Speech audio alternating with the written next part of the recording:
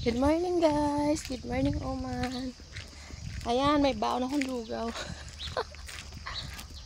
Dito ako nag-almusal. Lalabas ako, pupunta akong market. Bibili ako ng unting baon ko, pupuntang Malaysia. Siyempre, gamot, sakit sa ulo. Lagi ako may baon. Kasi, lagi masakit ang aking bungo. Good morning guys. Uwi lang din ako agad kasi uwi kami ng city. Mamaya. Mag-ayos pa akong gamit. Ayan, hello.